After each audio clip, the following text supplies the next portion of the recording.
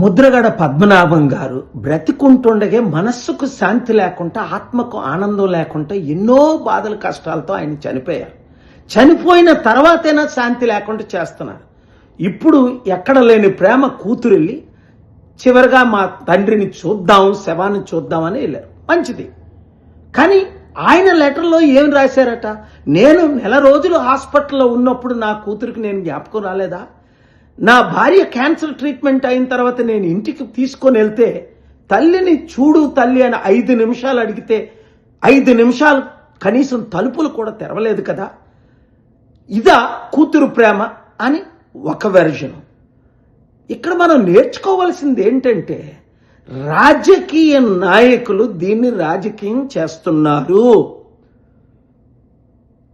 కేవలం వారి లబ్ధి కొరకు, పదవుల కొరకు, పోస్టుల కొరకు. ఏంటి 27% కాపులు ఉన్నారు కదా. ముద్రగడ పద్మనాభం గారు కాపుల కొరకు ఎంతో ఫైట్ ఇచ్చారు కదా. మరేరా కాపులందరూ 2 కోట్ల మంది కాపుల్లో 2,000 కాదు 20,000 మంది కూడా ఎందుకు రాలేదు సమాధి దగ్గరికి? అది అందుకనే ముద్రగడ పద్మనాభం గారు అప్పుడే నాకు 2008లోనే చాలా సలహాలు ఇచ్చారు. మా వైస్ ప్రెసిడెంట్ అప్పుడు కమలాకర్ గారని గండికోటి కాల్ చేసి ఇలా పాల్ గారు పార్టీ పెట్టారు. పాల్ గారు శాంతి సభలు నేను అటెండ్ అయ్యాను కాకినాడలో.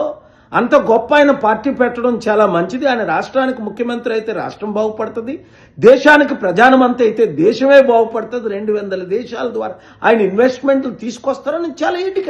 ఆయన గురించి నాకు అంత పరిచయం లేదు. ఆ తర్వాత 2-3 సార్లు మాట్లాడడం తప్ప. కానీ ఆయన కోరిక నెరవేరలేదు కదా. 27% ఉన్న కాపుల కొరకు ఆయన ఎంత ఫైట్ ఇచ్చారు. ఏరా కాపులందరూ? అప్పుడే అన్నారు నాతో, కాపులకు ఐకమత్యం లేదండి, ఇలా అమ్ముడుపోతారని. అదే జరిగింది.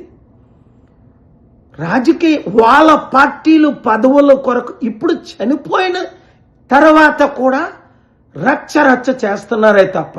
కాపులారా ఒకటి గమనించండి, ముద్రగడ పద్మనాభం కోరిక ఏంటి? 27% కాపులున్న వారు ఎందుకు ముఖ్యమంత్రి కాకూడదు?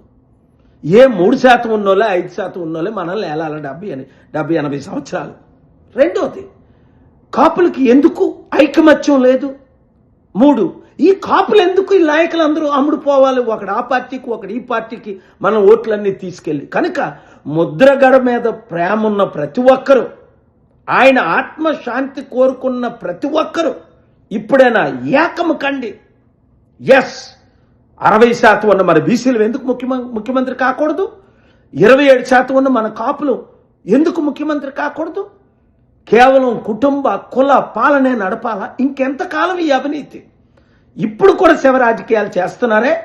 ఆయనను ప్రేమించిన ప్రతి ఒక్కరూ కులాలకు మతాలకు అతీతంగా నేను ప్రజాశాంతి పార్టీ పెట్టాను.